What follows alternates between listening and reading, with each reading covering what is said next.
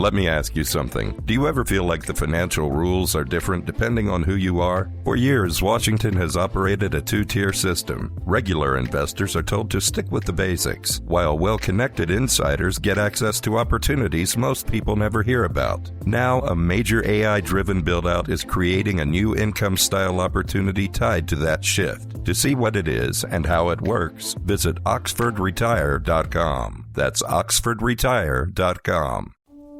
Welcome to Timeless Wisdom with Dennis Prager. Hear thousands of hours of Dennis's lectures, courses, and classic radio programs. And to purchase Dennis Prager's Rational Bibles, go to DennisPrager.com. Number 7, and this is the most controversial one that I think that I offer. Don't take your spouse's love or even your spouse's fidelity for granted. Let me tell you a little about my outlook on life on a subject that is very big in America, unconditional love. I think unconditional love is for little children, period. I don't think it's for adults. I am not a fan of the concept, just like I'm not a fan of the concept of soulmate. I think unconditional love is wildly exaggerated in its desirability and in its good. I don't expect unconditional love from my wife. I would hope that she would have the self-respect, in fact, that if I truly treated her in cruel ways, that love would ultimately diminish. Of course. Well, I don't want to wake up every day and think, no matter how I act, she is just going to love me. Or that she should feel that way. No matter how I act, he will love me. You didn't think that when you were dating. Why should it be true when you're married? You should never, ever, ever take your spouse for granted. I see that, I believe I see that with many couples who let themselves go, who don't try to be the best spouse, the most attractive, and by attractive I mean it in the hundreds of ways that they could be for their spouse. Well, why not? I don't understand. You showered. I'm using an example that won't violate any. I suspect everybody showers regularly. That you're American after all. But I mean, you tried to smell good and look good when you dated. Why don't you try to smell good and look good when you're married? I don't understand. Oh, I'm married and therefore, I don't have to earn his love. I don't have to earn her love. I'm a believer in earning love. I know this. That's why I say it's controversial. The very term earning love does not sit well with a lot of my fellow Americans. I don't know exactly why. I think it's a very noble concept that I earn the love of somebody. I have to earn my children's respect. Now, they have to act respectful because that I believe that children should act in a way that respects parents. But I have to earn their respect. I believe that. We earn these things, and I believe that one should go through life earning every day, again, re-earning the love and respect of one's spouse. If you take the spouse's love for granted, well, why? How could you imagine that it's going to continue to work well?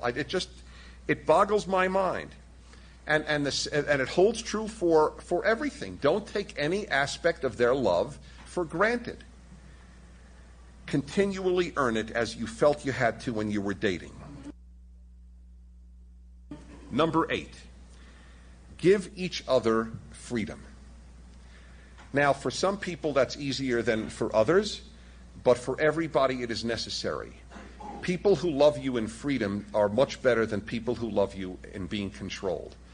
First of all, at a given point, you can't control your spouse anyway.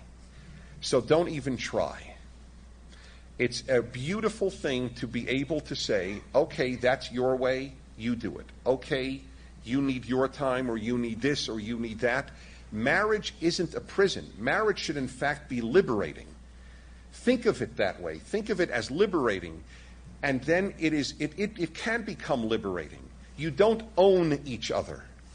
You are partners in making a beautifully better, more meaningful life together. Freedom is the essence, I think, of a happier life. Now, there are areas where, at some point, obviously, you have to put your foot down if someone is abusing the freedom. I mean, guys tell me, they call up and they say, my wife doesn't like the fact that I go out with the guys 3 nights a week. Well, I don't blame your wife for not liking that you go out with the guys 3 nights a week. If you wanted to go out with the guys 3 nights a week, you should have stayed single. Yes, so that's too much. That's too much. You owe things to your spouse, obviously. However you will interpret freedom is your business, but I'm telling you, I believe that it is a source of joy in a marriage to give each other as much freedom as possible. Number 9. Well, I guess that wasn't the only controversial. Number 9 and 10 are related. I wrote a book on happiness. And when I lecture on happiness, as in my book, I state what I believe to be the single greatest obstacle to human happiness, and that is human nature. Our very human nature is the greatest obstacle to our being happy, and the single greatest part of human nature that is obstacle to happiness is we are insatiable. Anything we want, we are never satisfied with the amount of it that we have. Money, we want more. If it's money that you want. Some people are satisfied with the money they have. If you want money, there is no income that you say, I now have enough money, I am perfectly satisfied. If you want attention, you will never have enough attention. Look at Hollywood actors. They crave attention. They never have enough. That's why there are so many awards. Is there any profession in the world that has an awards program every week? Can you imagine if your profession had that? Every week you get together to adulate members of your profession. It's unbelievable. They live for it. They live to be applauded, adulated, photographed. So there's never enough. No one will, I now have enough, I'm perfectly satisfied. If you crave sex, there's no time where I have enough sex. What man in the history of the world, especially men, okay? And I'm going to get that out with the next number. I have exactly the amount I want. I seek no more. At least under 90. I can't speak. Oh, by the way, I have a story to tell you about 90. This will help you understand men, because I'm going to talk about male-female differences in this arena of insatiability, where men and women have one major area of difference in insatiability. I'll never forget, this was one of my all-time favorite calls in 20 years of calls. A woman doctor calls me up, and she says, Dennis, men are impossible. I said, why exactly? She said, I want to tell you something. You talk about how men look at women and so on, see us as sex objects. I was with a 90-year-old patient who was dying, and as he was dying, he was looking down my blouse.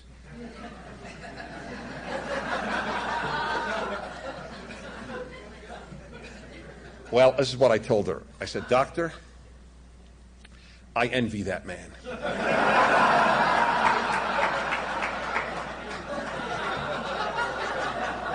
That is my wish for when I die. This episode of Timeless Wisdom will continue right after this. Here's something most people don't know. When Warren Buffett was just 13 years old, he didn't put his money into a savings account. While other kids were earning next to nothing at local banks, Buffett put $114 into a little-known investment. Today, that $114 would be worth over $15 million. And it wasn't a risky trade. It wasn't even insider knowledge. It was an account that's been around since 1888. And over the last 25 years, it's averaged 29% a year. That's what happens when your money is allowed to compound. Compare that to today's savings accounts, paying less than 0.5%, while inflation quietly eats away at your buying power. Buffett understood early, banks are great businesses, just not for savers. If you'd like to see what some investors call the 29% account, go now to account29.com. That's account, the numbers 29.com. Again, account29.com. Now, back to more of Dennis Prager's Timeless Wisdom. The poor woman wanted me to be understanding of her plight, and instead I identified with the old geezer who was about to croak. And it was a great moment where you realize how different men and women are. So let me talk about insatiability. When it comes to money, attention, and all this stuff, security, a whole host of things, men and women have equal insatiable drives. But there is an area of insatiability in most men and an area of insatiability in most women, which is a cause for tremendous amount of marital friction. For men, it's in the sexual arena, and for women, it's in the intimacy arena, the emotional arena. Very few men, as I said, say, I am completely satisfied. And the issue is not that their wife is not satisfying. I have a talk, which I do hope to write a book on male sexuality, because I think men don't like to explain themselves to their wives because we don't look impressive. Our sexual nature is much closer to that of an orangutan. It is. In fact, I'm sorry to say, and my wife is shaking her head as I speak, we are closer to roosters, which is really down the animal line, than we are to our wives. I understand, I hate to say this because it's embarrassing, but it has to be said. Somebody has to say this. I understand when we keep chickens, and I understand when the rooster pops on top of all the hens. I totally relate to the guy. It's my kind of rooster. My wife looks at the rooster and thinks he's an animal. What the hell? There's no foreplay. They don't talk. He doesn't care. It could be this one that just bodies to him. And I go, oh, how strange. Now, let me tell you, this is an unsolvable issue. I just want you to know that. And when you know that, you can start making peace with it. Your desire for variety cannot ever be met unless you're Hugh Hefner, who has become an actual, almost a buffoon in his life. By marriage, unfettered by limitations financially or socially. He is not a pervert. He's empty. Yes, he's empty, and if men follow their sexual nature, they end up empty. That is true. We can't. And thank God for monogamy. It makes us much better. But that doesn't mean that the rooster-type yearning ever dies. It doesn't. And wives, you have to know this about your husband. He may not tell you this. I'm telling you on his behalf. Because you will think he's a pervert. He's not a pervert. He's a male. He's not female. Females can't think the way we do. It's like asking me to think the way an orangutan does. I can't. I can't put my brain in that of an ape. That's what it would entail for you females to put your brain in us. The power of the visual to stimulate, to arouse, is not available in the female world. It's not. You are turned on by different things. Your yearnings are different. So this is an area of where males have an insatiability that if the wife knows this, she can understand him better, not be angry. He can't act it out. Obviously, it's not a defense of acting it out.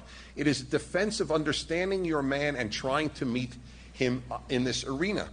If you want proof of this, there are a million proofs, and I can't give that lecture now. It's an hour-long lecture on its own.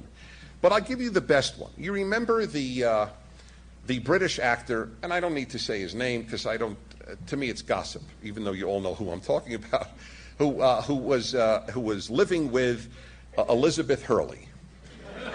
Okay. Now, Elizabeth Hurley was voted the most sexiest woman in the world on the internet. Okay? She's a beautiful woman. Everybody knows that, right? So, and this should come as this is a very important lesson. Here he is living with the most gorgeous woman, theoretically, the most gorgeous woman, comes to L.A. and does what he does. There are minors here. Does what he does with a woman who, with all respect to her, is not beautiful. You may recall the story. Now, I remember people saying, this is unbelievable. Guy's with Elizabeth Hurley, and look at what he does when he leaves the house. Because it's variety. It's not a comment on the beauty or the loveliness of your wife, of you, the woman, when he is looking. It has nothing to do with you. Nothing. It has to do with him. And he is that example of that actor is the perfect example. This is not a defense of male infidelity. It is an explanation to have some compassion, yes, compassion, for this weight that your man carries. And, yes, here we go again. All right. Fine. Now, and may it be weightier and weightier. Now, but women have an area of insatiability unrelated to that. It is not, I'm just aching for every hunk I can find I have to have. Women don't think that way. Women's insatiability is more complex and is in the emotional arena. Whereas just as a man is not going to say, I'm perfectly satisfied with the amount of da-da-da-da-da, you're not going to have a woman say, almost ever, I am perfectly satisfied with the level of intimacy that I have. I want no more intimacy with my husband than I have now. I want no more attention. We spend the exact amount of time together that I would like. I've never met a woman who said that. Maybe there are. I acknowledge that there could be. These are generalizations.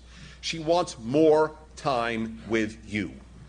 The common theme, just as I talked about the male burden, the female burden is that she wants more and more time, more attention, more love, more, and there's never a time where it's sufficient.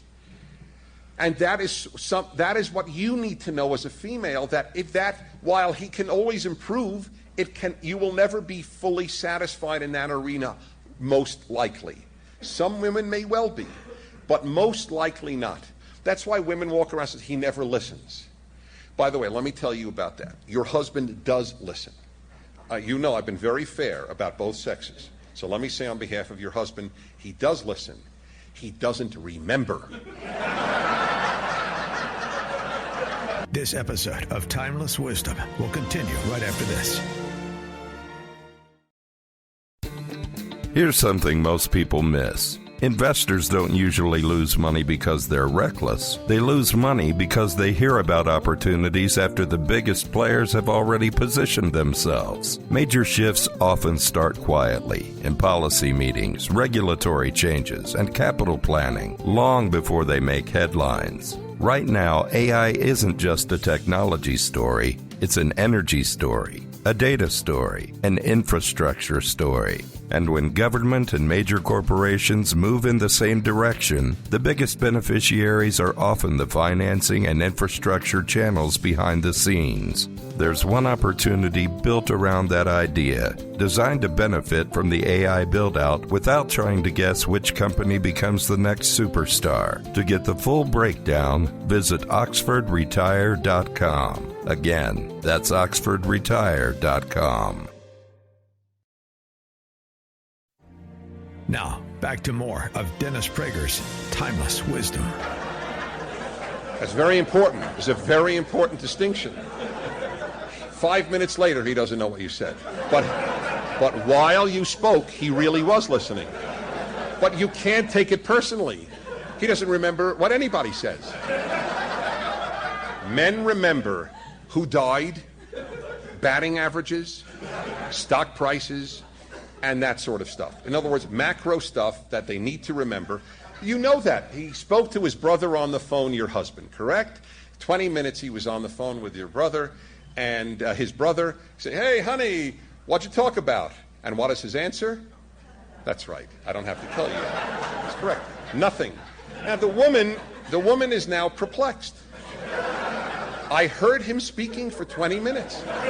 It is not possible that nothing was said. I know something was said. But for him, it was nothing because no one went bankrupt and no one died. By the way, it's not funny. I have forgotten people who died. I forgot to tell my wife about that on phone calls. So, I know, she's shaking her head, poor thing, I tell you. This is the way, by the way, there's a proof for this. The university, I think it was of Wisconsin, did a survey they had male students alone. A man student would sit in a room alone for a few hours. And then they would ask him, what did you think about? And they would ask they would do the same thing with the female students, alone in a room a couple of hours, what did you think about? So the men, what did they think about? They thought about sex and sports. What did the women think about? This was what fascinated them. The men thing bored me, of course. I was surprised about the sports. And anyway, the women, this is what the women thought about. They reviewed conversations they had had. Now, I want you to know something. There is not a man in this room who, under torture, could review a conversation he had. What conversation?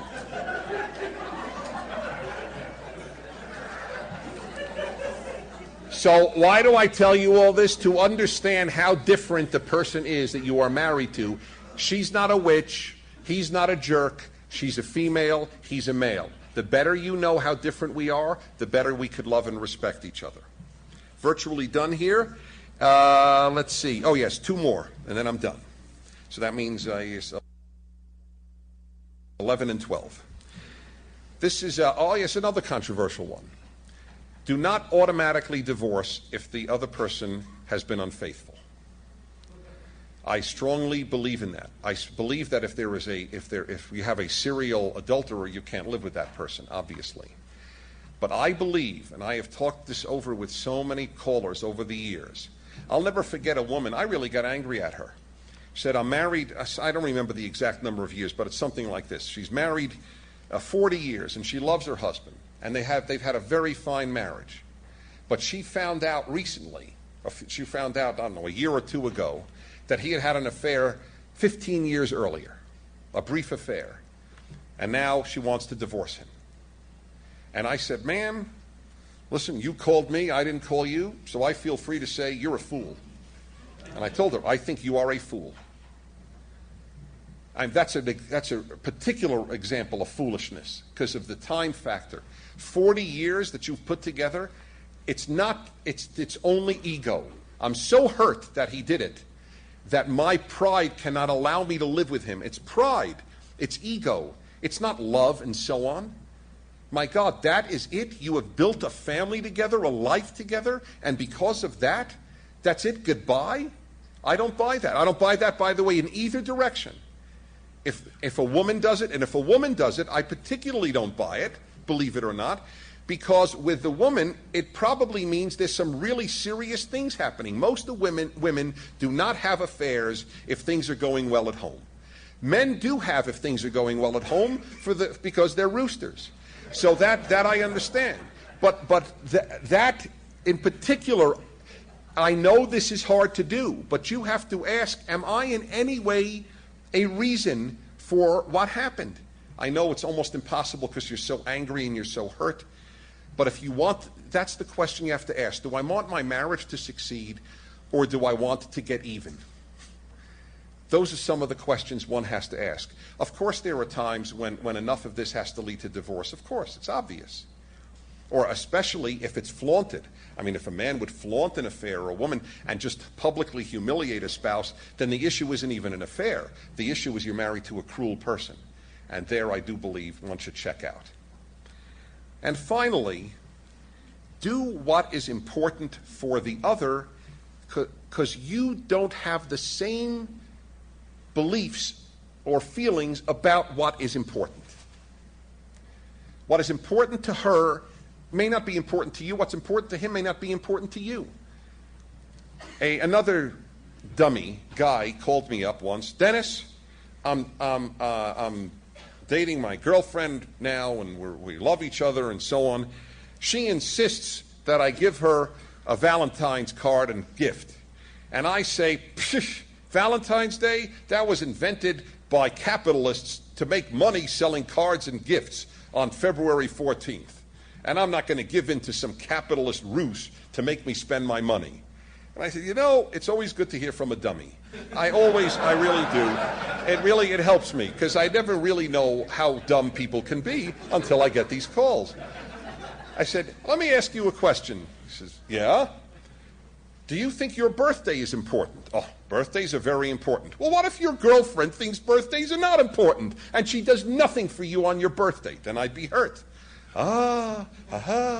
So maybe what you should ask is not, is Valentine's Day important to me, Mr. Anti-Capitalist?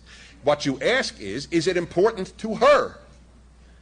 That's what matters, not is it important to you. And likewise, she has to ask questions in marriage. Is that important to him? And that has the deepest ramifications in all of marital life. Find out what's important to them. Does your wife want to hear from you on a phone call each day? Then make the phone call each day. To most men, that is not an important phone call. To most wives, it is an important phone call. That's what matters. And for him, it may be, once again, in the physical realm. He wants to have relations, and you're just loving and so on, but so what? To him, it's important. Whatever it might be. I don't know what the him is or the her is in your case. But the question, that almost guarantees a good marriage. Just find out what's important to the other. Because what's important to you is very different because you are a male and she is a female, or you are a female and he is a male. I don't do all these things perfectly by any means. And I said that earlier. But I do know that if somebody tries these things, the chance of having a fulfilled and beautiful life with someone who isn't a soulmate, just another beautiful, flawed human who has made a life with you, are increased tremendously. Thank you very, very much. Thank you. Thank you very much. Thank you. Thank you again. This episode of Timeless Wisdom will continue right after this.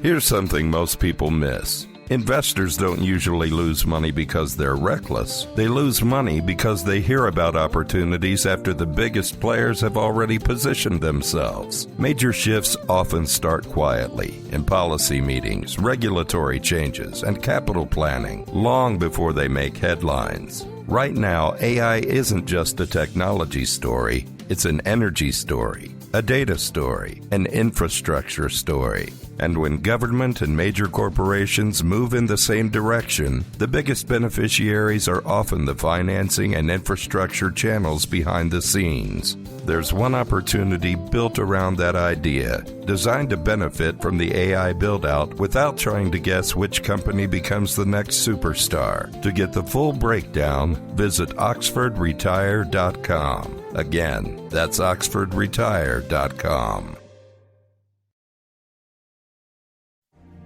Now, back to more of Dennis Prager's Timeless Wisdom. What is our time frame here? I think I went about 5 minutes over, or what is the story? We've got a little time for questions. Good, we have some time. Questions, yeah, comments, and brief alternate speeches. Go right ahead. There's always a hesitation before the first, then it gets a little flood-like, so if anybody wants to begin. Did you all hear her question? That women will talk to women friends about their marriages, but guys won't talk to guy friends about it. And because I said that couples should have couples to talk about their marriages. There's a lot of truth to what you say, and there's also a lot of danger. Because what happens when a woman talks to a woman about their marriages, they just commiserate with how bad it is. This is one area where maybe this is my feminine side. Which is not the most developed of my sides, as my wife can tell you, but maybe it is. This is one, and I'm happy for it. I'm a happier man for it.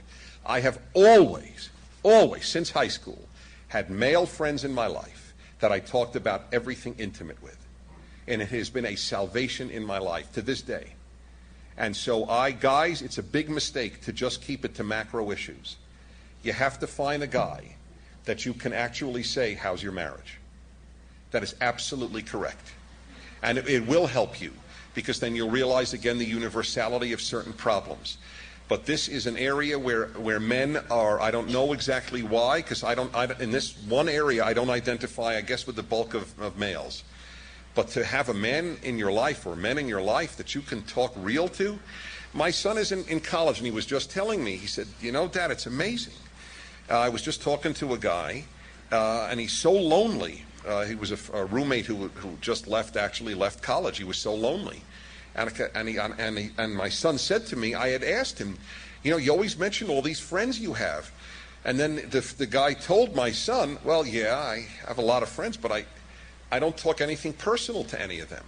I don't understand what a friend is if you can't talk personal. What is a friend then? One you play tennis with, you watch movies with, you talk sports to? That's fun, but it's not meaningful. People need this tremendously. I'm very glad you raised that point. Right, it's a very good question. How can I live with someone? He was surprised at my comment about don't automatically, and remember I used the word automatically, divorce after an affair. Listen, part of loving, you're right, is trusting. Part of loving is also forgiving. And, we have to forgive things that spouses do to us that are not just involve infidelity. Infidelity is one of a number of things that can hurt a spouse. I'm always fascinated by how much weight we place on infidelity, as if it's so much a grander attack on a marriage than some daily things that could happen.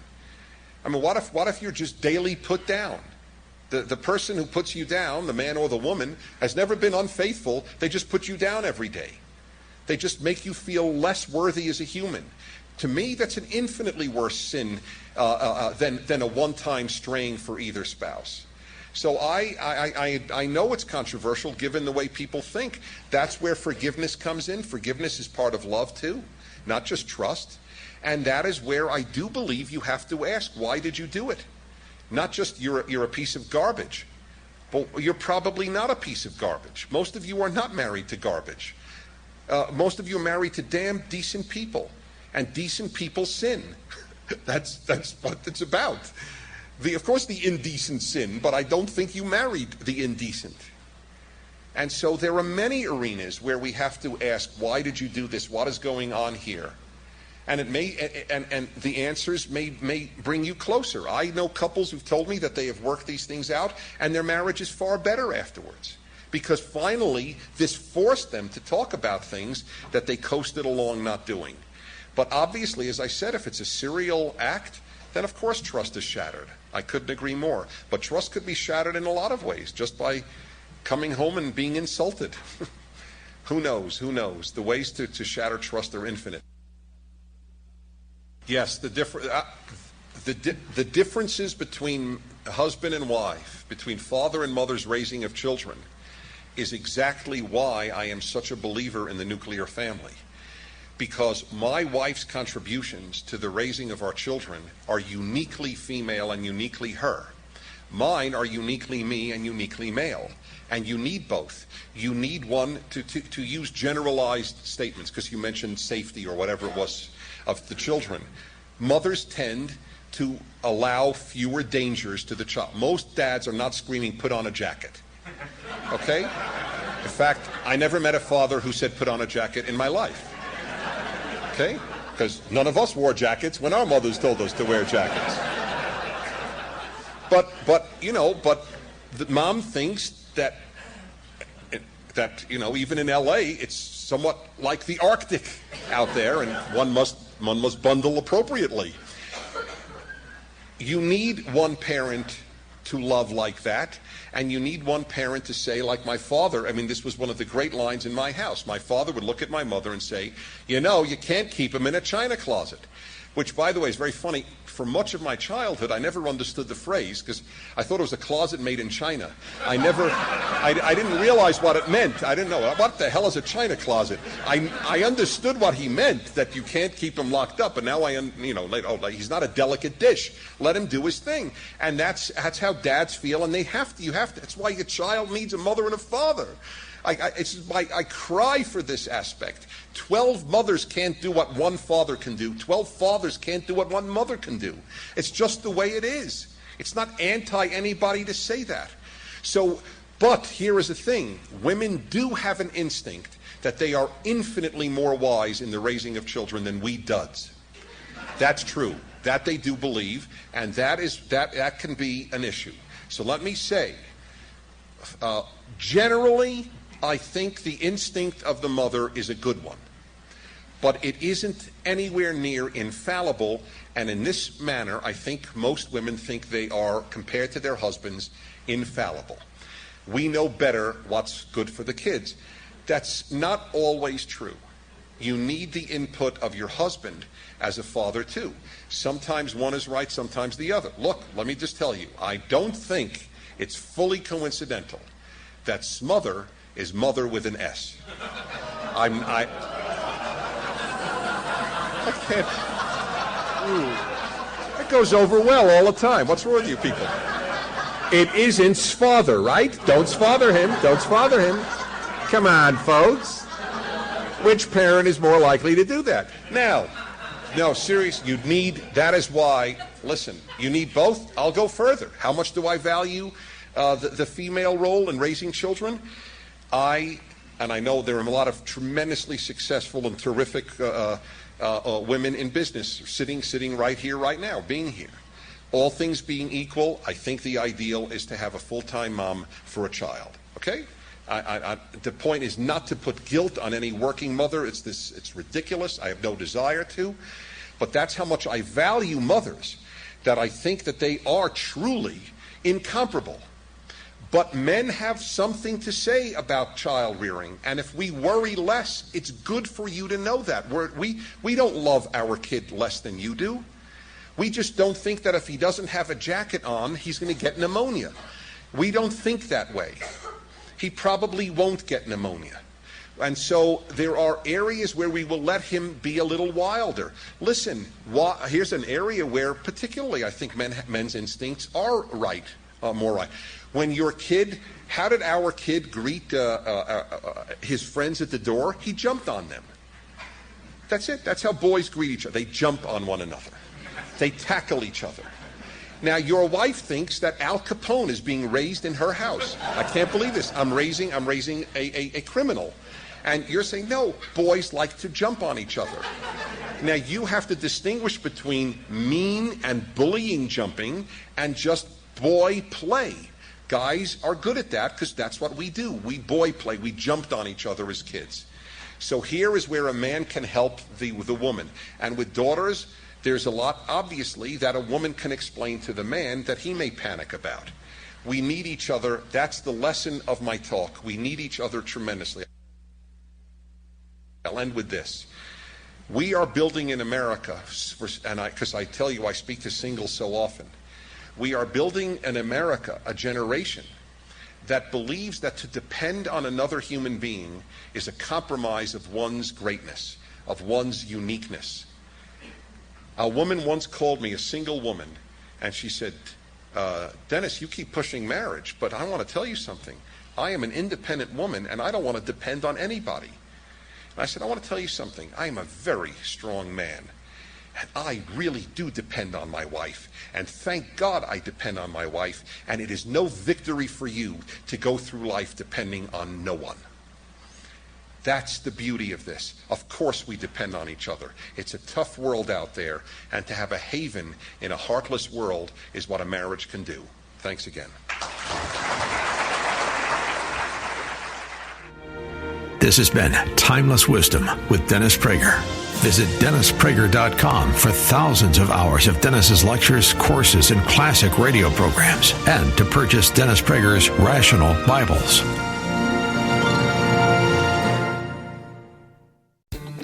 Here's something most people miss. Investors don't usually lose money because they're reckless. They lose money because they hear about opportunities after the biggest players have already positioned themselves. Major shifts often start quietly in policy meetings, regulatory changes, and capital planning, long before they make headlines. Right now, AI isn't just a technology story, it's an energy story, a data story, an infrastructure story. And when government and major corporations move in the same direction, the biggest beneficiaries are often the financing and infrastructure channels behind the scenes. There's one opportunity built around that idea, designed to benefit from the AI build-out without trying to guess which company becomes the next superstar. To get the full breakdown, visit OxfordRetire.com. Again, that's OxfordRetire.com.